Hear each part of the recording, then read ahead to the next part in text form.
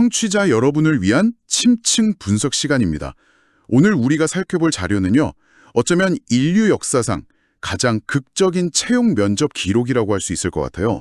바로 성경 출애굽기 3장입니다. 하하, 채용 면접이라니 재밌는 표현이네요. 그렇죠. 지원자는 살인 후에 도망자 신세가 된 양치기 모세고요. 면접관은 우주의 창조주입니다. 스케일이 정말 엄청나네요. 그런데 이 면접, 이게 보통이 아닙니다. 모세는 계속해서 저는 자격이 없습니다. 아니 제가 누구라고 그 일을 합니까? 하면서 계속 거절하거든요. 네, 계속 발을 빼려고 하죠. 그래서 오늘 이 자료를 통해서 이 불가능해 보이는 협상을 도대체 어떻게 성사시키는지 그 설득의 기술과 거부할 수 없는 제안의 비밀을 한번 파헤쳐보겠습니다. 듣습니다. 그 배경부터가 정말 드라마틱하잖아요. 모세가 지금 미디안 광야, 하나님의 산이라고 불리는 호렙산에 와 있습니다. 네, 매일같이 오던 곳이죠. 맞아요. 매일 장인의 양들을 몰고 오던 정말 아무것도 특별할 게 없던 그 장소가 갑자기 역사의 중심 무대가 되어버리는 겁니다. 이 지극히 평범한 하루가 어떻게 역사를 바꾸게 되는지 그 첫 장면부터 한번 들어가 보죠. 이 첫 장면부터가 정말 비현실적이에요. 2절을 보면 떨기나무에 불이 붙었는데 나무가 타서 없어지질 않는다는 겁니다. 네, 정말 기이한 현상이죠. 물리학 법칙을 완전히 무시하는 광경이 눈앞에 펼쳐진 거잖아요. 저 같으면 무서워서 도망갔을 것 같은데 3절을 보면 저게 도대체 왜 안 타는 거지? 내가 가서 봐야겠다 하면서 다가갑니다. 바로 그 호기심, 그게 모든 것의 시작이네요. 아, 그렇군요. 만약에 모세가 그냥 이상한 일이네 하고 지나쳤다면 아마 아무 일도 없었을 거예요. 그의 그 작은 호기심이 신적인 존재와의 연결고리를 만든 거죠. 흥미롭네요. 4절을 보면 하나님은 모세가 다가오는 걸 보고 나서야 모세야 모세야 하고 부르십니다. 이름을 2번이나 부르네요. 네, 그냥 부르는 게 아니라 이름을 2번이나 좀 다급하게 부르죠. 이건 아주 개인적이고 중요한 부름이라는 일종의 신호인 겁니다. 그리고는 다짜고짜 지시를 내리죠. 5절, 더 가까이 오지 마라.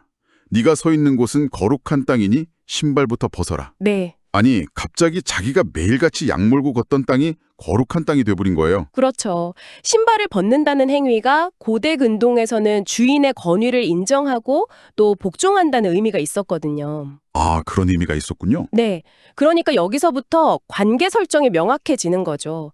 네가 있는 곳은 더 이상 평범한 일상이 아니다. 뭐랄까 이런 선언 같은 겁니다. 공간의 성격과 둘 사이의 위계를 그냥 단번에 정리해버리는 거네요. 맞습니다. 그리고는 곧바로 자기소개를 합니다. 6절을 보면 나는 네 조상의 하나님, 즉 아브라함의 하나님, 이삭의 하나님, 야곱의 하나님이다. 여기서 좀 특이한 점이 있는 것 같아요. 어떤 점이죠? 보통 신이라면 내가 바로 우주를 창조한 신이다. 이렇게 좀 거창하게 소개할 법도 한데 그게 아니라는 거죠. 아주 중요한 지적입니다. 그렇게 접근하지 않아요. 오히려 나는 내 역사와 뿌리에 깊이 연결된 존재다라고 접근하는 거죠. 아, 그게 핵심이군요. 완전히 낯선 존재가 아니라 모세가 어릴 때부터 이야기로만 들어왔던 바로 그 가문의 신이라는 점을 강조해서 뭐랄까 심리적인 거리감을 좁히는 거네요. 바로 그겁니다. 그러니 모세의 반응도 충분히 이해가 가죠. 하나님 뵙기를 두려워하여 얼굴을 가렸다. 단순히 무서운 걸 넘어서서 자기 가문의 전설로만 듣던 존재가 눈앞에 나타났으니 와, 이건 뭐 자기 정체성의 뿌리가 흔들리는 경험이었겠네요. 그렇습니다. 자, 이제 만남의 첫 단계가 끝났습니다. 누가 누구를 만났고 이 만남이 얼마나 중요한지를 양쪽 모두가 인지한 거죠. 이제부터 본격적인 면접, 즉 사명부여가 시작되는군요. 네, 맞습니다. 그럼 하나님은 왜 하필 지금이었을까요? 40년간이나 광야에서 거의 잊혀져 있던 모세에게 왜 지금 나타나셨을까? 7절의 그 이유가 아주 명확하게 나옵니다. 그렇죠. 내가 이집트에 있는 내 백성의 고통을 분명히 보았고 그들의 부르짖음을 들었으며 그들의 고통을 잘 알고 있다. 여기서 보고, 듣고, 알고 있다. 이 세 단어가 굉장히 강렬하게 다가옵니다. 그냥 방관하는 게 아니라 깊이 공감하고 있다는 선언 같아서요. 맞습니다. 그리고 그 공감은 8절의 아주 구체적인 액션 플랜으로 이어져요. 액션 플랜이요? 네. 첫째, 이집트의 압제에서 건져내겠다. 둘째, 그들을 젖과 꿀이 흐르는 새로운 땅으로 인도하겠다. 아, 심지어 그 땅에 현재 살고 있는 민족들, 가나안 족속, 헷 족속 이런 이름까지 줄줄이 나열하거든요. 이건 막연한 위로가 아니라 이미 목표 설정과 사전 조사까지 끝난 뭐랄까 구체적인 프로젝트 제안서 같은 느낌을 주죠. 바로 그 지점에서 이야기가 급커브를 꺾는 것 같아요. 이 엄청난 프로젝트의 책임자로 누구를 임명하는가? 10절입니다. 이제 내가 너를 파라오에게 보내겠다. 내 백성 이스라엘 자손을 이집트에서 이끌어내라. 하하, 그렇죠. 이 모든 계획을 설명한 뒤에 그 실행자로 80세의 양측이 모세를 지목하는 겁니다. 이건 정말 좀 황당한 제안 아닌가요? 모세도 정확히 그렇게 생각했죠. 그의 첫 번째 반응이 바로 11절에 나오잖아요. 내가 누구이기에 내가 누구이기에 감히 파라오에게 가며 이스라엘 자손을 이집트에서 이끌어낼 수 있겠습니까? 이건 겸손이 아니에요. 지극히 현실적인 자기 평가입니다. 제가 누군데요.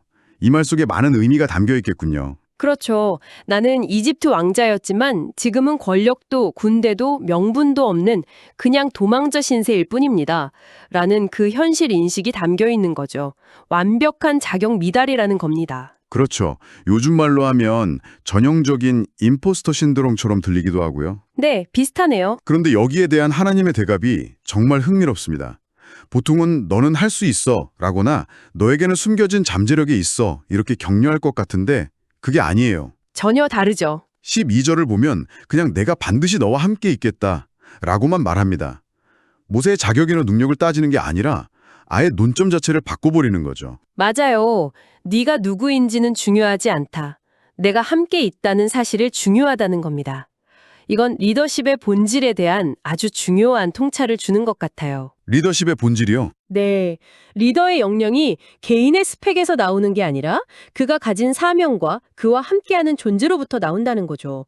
모세의 불안을 완전히 다른 차원의 해답으로 그냥 덮어버리는 겁니다. 와, 그런데 그 다음이 더 기가 막힙니다. 보통 그런 말을 들으면 좋아요. 그럼 함께 있다는 증거를 보여주세요 라고 하게 되잖아요. 그렇죠. 증거가 필요하죠. 하나님이 여기서 제시하는 증거가 정말 상식을 파괴합니다. 12절 뒷부분인데요. 네가 백성을 이집트에서 이끌어낸 뒤에 너희가 바로 이 산 위에서 하나님을 섬기게 될 것이다. 이것이 바로 내가 너를 보냈다는 증거다. 하하, 그렇죠. 이건 마치 은행에 대출 신청하러 갔는데 은행원이 일단 그 돈으로 사업에 성공해서 돈 다 갚고 나면 그때 대출 승인 서류를 발급해 드리겠습니다라고 말하는 거랑 똑같잖아요. 비유가 아주 정확한데요. 증거라는 건 일을 시작하기 전에 받아야 의미가 있는 건데 여기서는 일을 성공적으로 마친 그 결과물 자체가 증거가 될 거라고 말하죠. 그러니까 이 부르심의 핵심은 이해나 확신이 아니라 신뢰를 요구하는 거군요. 신뢰. 네, 결과는 약속되었지만 당장은 아무것도 손에 잡히는 게 없는 이 막막한 과업을 일단 시작하라는 겁니다. 모세도 이 대답이 속 시원하진 않았던 것 같아요. 그래서 바로 두 번째 질문으로 넘어갑니다. 네, 첫 번째 질문이 자기 자신에 대한 의심, 내가 누구인데? 였다면 두 번째 질문은 하나님 당신에 대한 의심으로 이어지죠. 13절이죠. 제가 이스라엘 자손에게 가서 너희 조상의 하나님이 나를 보내셨다고 말했을 때 그들이 그래서 그 신의 이름이 뭔데? 라고 물으면 저는 뭐라고 대답해야 합니까? 이건 아주 현실적인 질문이에요. 그렇죠. 고대 사회에서 이름은 존재의 본질, 그 자체의 힘을 나타냈으니까요. 듣도 보도 못한 신의 이름을 대면 누가 저를 따르겠습니까? 즉, 제 권위를 증명할 수 있는 이름을 달라는 요구죠. 바로 여기서 성경 전체를 통틀어 가장 중요하고 또 신비로운 대답이 나옵니다. 14절, 나는 스스로 있는 자니라. 영어로는 I am who I am 이죠. 잠깐만요. 스스로 있는 자라는 이름은 좀 너무 철학적이지 않나요? 네, 그렇죠. 400년 동안 노예 생활에 지친 사람들에게 가서 여러분, 스스로 있는 자가 저를 보냈습니다 라고 하면 그게 대체 누구냐? 뜬구름 잡는 소리 하지 마라. 이런 반응이 나오지 않을까요? 너무 막연한 이름 같아요. 아주 날카로운 지적입니다. 실제로 제우스나 이집트의 라처럼 딱 떨어지는 고유명사가 아니죠. 이건 이름이라기보다는 존재 방식에 대한 선언에 더 가깝습니다. 존재 방식에 대한 선언이요? 네, 나는 누구에게서 만들어지거나 의존하는 존재가 아니다. 나는 모든 존재의 근원 그 자체다라는 의미를 담고 있어요. 하지만 말씀하신 대로 현장에서는 전혀 먹히지 않을 것 같은 이름이죠. 그래서 하나님도 그걸 아셨던 것 같습니다. 맞아요. 바로 다음 15절에서 이 추상적인 이름에 구체적인 옷을 입혀지죠. 아, 너는 이스라엘 자손에게 이렇게 말하여라. 너희 조상의 하나님 여호와, 곧 아브라함의 하나님, 이삭의 하나님, 야곱의 하나님이 나를 너희에게 보내셨다. 그리고 덧붙여서 말합니다. 이것이 나의 영원한 이름이며 대대로 기억될 나의 칭호다. 여기서 두 가지가 딱 만나는 거군요. 나는 존재 그 자체다 라는 우주적이고 철학적인 선언하고 내가 바로 너희 할아버지의 할아버지 때부터 약속을 지켜온 바로 그 신이다 라는 아주 개인적이고 역사적인 이야기가 하나로 합쳐지는 거네요. 정확합니다. 이 두 가지가 합쳐지니까 엄청난 권위가 생기는 거죠. 그렇군요. 모세는 이제 두 가지 강력한 무기를 얻었네요. 그렇죠. 하나는 모든 존재의 근원이라는 보편적 권위, 다른 하나는 이스라엘 민족의 역사와 함께 해온 역사적 정통성이죠. 이 두 가지를 손에 쥐어준 뒤에야 16절과 17절에서 비로소 구체적인 행동 지침을 내리는군요. 네, 가서 장로들을 모아라. 그리고 내가 방금 너에게 해준 말을 그대로 전해라. 이제 진짜 실전 계획이 나오네요. 18절을 보면 모세와 장로들이 파라오에게 가서 해야 할 첫 번째 말이 딱 정해져 있어요. 네, 그 첫 번째 멘트가 중요하죠. 우리가 사흘길쯤 광야로 가서 우리 하나님 여호와께 제사를 드리고 싶으니 허락해 주십시오. 처음부터 해방이나 독립 같은 거창한 요구를 하는 게 아니네요. 맞아요. 종교적인 이유로 잠깐 휴가를 달라는 식으로 아주 저자세로 접근하라는 거죠. 일종의 외교적 전략입니다. 그런데 하나님은 이 전략이 실패할 것도 미리 알려줍니다. 19절에서 내가 안다. 이집트 왕은 강한 손으로 치기 전에는 너희가 가는 것을 허락하지 않을 것이다. 이게 참 이상한 짓이죠. 어차피 거절당할 걸 알면서도 일단 가서 그렇게 말하라는 거니까요. 왜 그런 걸까요? 어차피 안 될 텐데. 이건 앞으로 벌어질 모든 일이 우연이 아니라 신의 계획 안에 있다는 걸 모세에게 미리 알려주는 장치라고 볼 수 있습니다. 파라오의 거절조차도 계획의 일부라는 거죠. 그것까지도요? 네. 그리고 또 파라오에게 거절할 명분을 주지 않음으로써 이후에 가해질 그 강한 손의 정당성을 확보하는 효과도 있는 겁니다. 그 강한 손이 바로 20절에 나오는 여러 가지 이적, 즉 우리가 잘 아는 이집트의 10가지 재앙을 예고하는 거군요. 맞습니다. 이 협상이 좋게 끝나지 않을 거라는 걸 분명히 못 박는 셈이죠. 그리고 2장의 마지막 부분 21절과 22절은 정말 파격적입니다. 이스라엘 백성이 이집트를 떠날 때의 모습을 묘사하는데 너희는 빈손으로 떠나지 않을 것이다 라고 선언해요. 네, 이 부분이 아주 흥미롭죠. 그러면서 모든 여인은 이웃 이집트 사람들에게 은과 금으로 된 폐물과 옷을 달라고 요구해서 자녀들을 꾸미라고 지시합니다. 이게 거의 남의 물건을 뺏으라는 것처럼 들릴 수도 있거든요. 맞아요. 마지막 문장이 특히 인상적이에요. 너희는 이집트 사람들의 물품을 취할 것이다. 이 취한다는 표현이 전쟁에서 전리품을 챙길 때 쓰는 아주 강한 단어잖아요. 정확합니다. 그래서 이 구절은 여러 가지 해석을 낳는데요. 어떤 해석들이 있죠?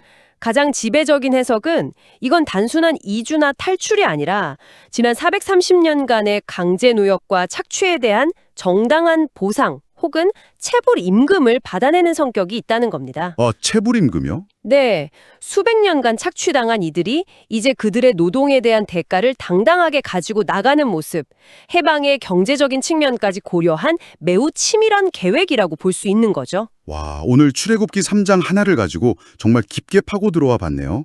정리해보자면 한 평범한 양치기가 민족의 지도자로 부름받는 과정에서 나타나는 신의 그 치밀한 설득 전략. 네, 그리고 인간의 현실적인 두려움과 의심. 또 그것을 뛰어넘는 약속과 구체적인 실행 계획까지 정말 한편의 드라마였습니다. 특히 이 모든 거대한 서사가 꺼지지 않는 불꽃을 보고 저게 뭘까 하고 발길을 돌린 모세의 아주 작은 호기심에서 시작되었다는 점이 우리에게 많은 것을 생각하게 합니다. 그러네요. 일상의 작은 균열에 주목하는 그 순간 완전히 새로운 차원의 이야기가 시작될 수 있다는 거죠. 오늘 이 이야기를 통해 청취자 여러분이 생각해 볼 만한 질문을 하나 던지면서 마무리하겠습니다. 하나님은 모세에게 사명의 증거로 이 모든 임무가 완수된 후에야 바로 그 산에서 예배하게 될 것이라고 말했습니다. 네, 가장 이해하기 힘든 약속이었죠. 한번 생각해 보십시오. 내가 이 일을 해야만 하는 이유, 그 정당성을 증명할 증거가 일을 성공적으로 마친 뒤에야 주어진다는 것. 이 막막한 약속 하나를 붙들고 첫 발을 내디뎌야 하는 믿음의 본질에 대해 이 이야기는 오늘을 살아가는 우리에게 무엇을 말해주고 있을까요?